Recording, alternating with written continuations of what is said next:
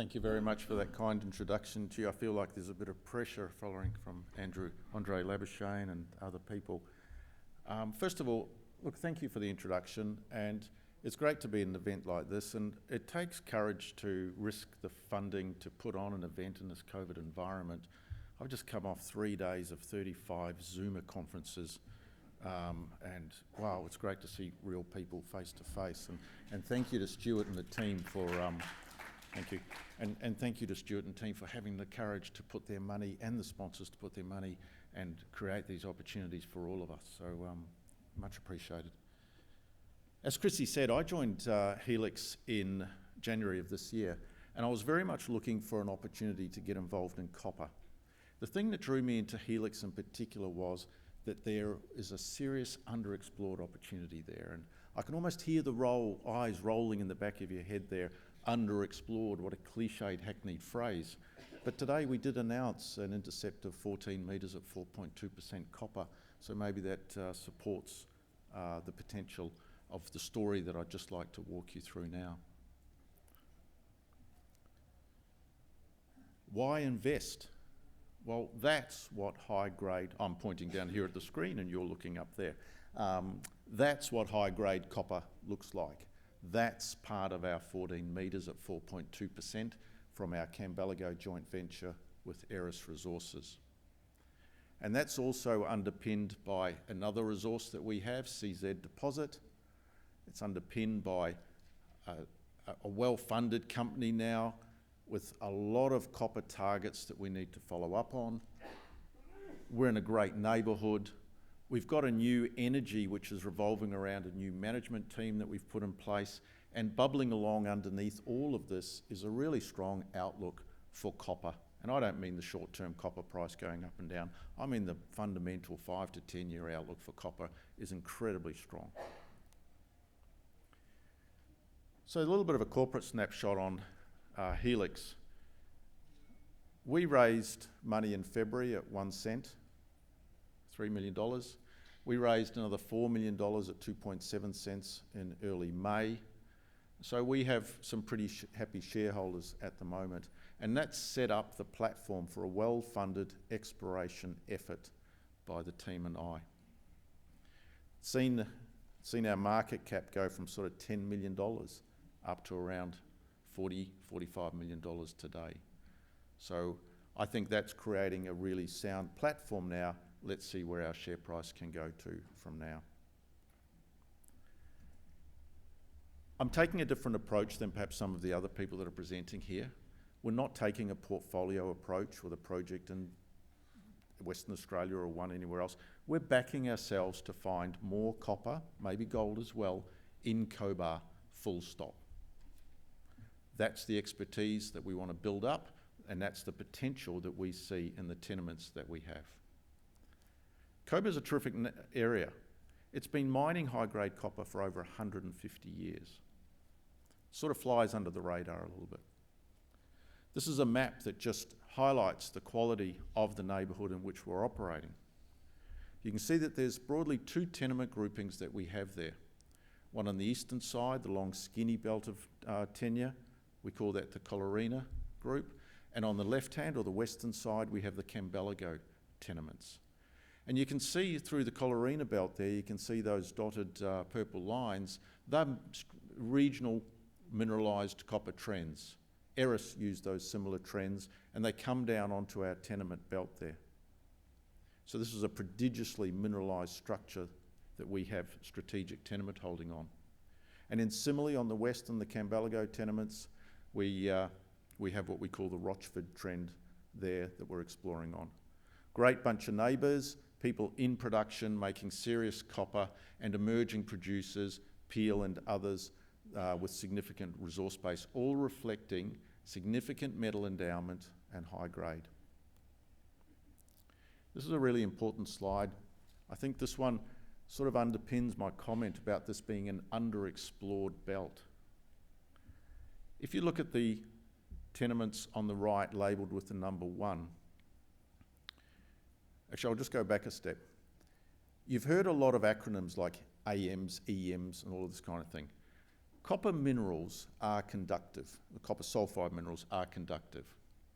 And electromagnetics, which is a geophysical method, a survey method, looks at the changes in the conductivity in the rocks. And so EM is a fundamental prospecting tool in the Cobar area because it doesn't, the geology doesn't throw up too many false positives. And so it's remarkable that at the start of this year, the only coverage by EM on the Helix tenements was on that tenement to the right-hand side around the CZ deposit. Only 20% of the prospective copper trends had EM coverage. So in all of the rest of the tenure, there's no regional data set there to vector you in to focus your exploration. We raised $3 million in February, and within a week we had a helicopter flying this detailed airborne EM survey. And you'll hear me refer to these results throughout this discussion because they're so important. So let's have a look at each of these trends and have a look at the resources that sit along them and some of the opportunities. Here we have this COLLERINA trend. It's 60 kilometres to the north and south. And right up the north there, you'll see some historical mine workings labelled Hermidale. And every day the Helix Geos were driving off the Great Barrier Highway there just to the north, and they'd drive past this prospect. And they'd see historical mines, and they'd be able to pick up high-grade rocks. But there wasn't really anything to draw them in and do the geochemical sampling, the geological mapping, and perhaps the drilling to really sort this prospect out. But now, with this detailed EM data, there are 3 high-confidence, intense conductive anomalies there which are lighting up that property and makes it now a compelling target to explore. And we've generated around 8 other high-priority targets like that through this COLLERINA trend. So you can see how important it is to have these regional data sets underpinning your exploration effort to make sure that you can always rank and prioritise your targets, to make sure you're spending your effort and money on the best targets first, and to also ensure that you have a pipeline of opportunities coming in behind so that you can find more copper. Let's have a look at the CZ deposit itself, which sits in that bottom third of the tenement area there. There's the resource. It plunges down to the east, and it is a true high-grade copper sulfide resource, as you can see with intercepts like 6.6% copper. It's got that shape because it's controlled by a regional fold, which you can see in this picture in plan view, those red folds zigzagging their way across the country. And the red arrowed line there shows the plunge of that fold hinge chute trending off to the east. Our opportunities to grow this resource are by testing the down plunge extent of that fold hinge, but also by finding additional chutes in the fold hinges to the north and to the south. And you can see there's partially completed surface EM survey, which is also supporting the prospectivity for those northern and southern fold hinges. We plan to be drilling here in July. And we heard Eris talking about their fabulous constellation discovery that sits to the north, but on the same structure as we have. And there are a lot of geological affinities, and I just couldn't help but insert this picture into the presentation. In the middle is Eris's drill core from Constellation, but either side are drill core samples from our holes at CZ deposit, just demonstrating the similarity in the textures and the copper sulfide mineralisation. So let's now move to the west, to the Cambalago tenements, where we've released this very significant announcement this morning.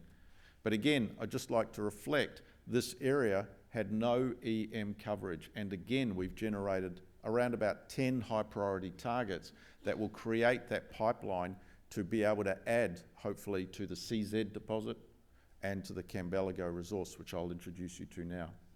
So the white outline there is the joint venture that we have with our Eris. This is ground that we've earned into. We have a 70% interest. Eris hold 30. We manage it, and we collaborate and co-fund the work activity. This is a long section through the Cambelago deposit. You'll see there's some historical workings about 100 years ago, down to 80 metres where they hit the water table. It's about north-south, that's about 400 metres, and 240 odd metres to the base of the known mineralisation. This project had no drilling since 2013. Indeed, the previous exploration left behind untested downhole EM targets. So we've drilled a series of holes into this. Our first hole was in that central chute there, and we hit about 30 metres of sulphide mineralisation. With our assays, which we reported this morning, we got 11 metres at about 1.1% copper with 2 metres at 3% copper. So that's pretty interesting. You'll notice that that hole intercepts on the edge of an EM plate. We then drilled hole 2 beneath that, and the assays that came back are 14 metres at 4.2% copper, which is an outstanding result, as well as a couple of higher grade intercepts in that, getting up around 7% over 3 metres. And you'll notice that drill hole is drilled right through the middle of one of those EM plates. We've then drilled a third hole 200 metres to the north at depth, and again we've hit copper sulphides, no assays yet, they're pending, and we hit a fourth hole where we're looking for that high grade chute in hole 2 to extend upwards, and we've got a narrower zone of copper sulphides in that. And it's interesting to note that that hole 4 sort of occurs nearer the edge of one of those modelled plates. The assay labs are overwhelmed, as you've been hearing about, and assays are going to take a while to come through, but there's a real line-up of news happening there. That's the drill cross-section of the intercept that we reported this morning. And so you can see what we've achieved here with this cross-section and the previous long section. We've dragged high-grade copper sulphide mineralisation vertically down probably another 100 or so metres, hopefully more if hole 5 comes in well, where we're drilling down deeper. And we've dragged that mineralisation across at depth another 200 metres to the north. So we're making very meaningful increments to that mineralisation outline that defines that JORC 2004 inferred resource of 1.5 million tonnes at 1.2% at Cambelago. And the other thing that, 14 metres at 4%, that's great stuff and it makes you jump out of bed in the morning. But the other thing that sort of really enthuses us all is the results of that regional EM survey. What you can see in this picture is you can see a plan view of the Cambelago deposit in green there and a cluster of the drill holes that we've put in. And you can see that the EM with that red shading around it sees or finds Cambelago. But you can also see in that picture what else it finds. And it finds a large conductive anomaly to the northeast, to the south, and to the west. And I wonder if they had this data in 2013, would they have stopped drilling? We won't be stopping drilling.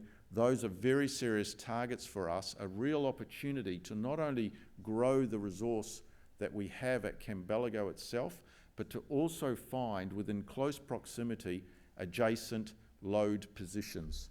Notice the scale bar in the bottom left-hand corner, that is 500 metres across. So we're talking very close distances. So when a company has raised significant money, as we have $7 million in the last 4 months, it sets us up really well to establish and maintain momentum in our exploration activity. And that's critical to maintain investor interest, because at the end of the day, we're all here to have some fun through a positive share price movement. And with the money that we've raised in May, our current treasury position is around about 5.6, 5.7.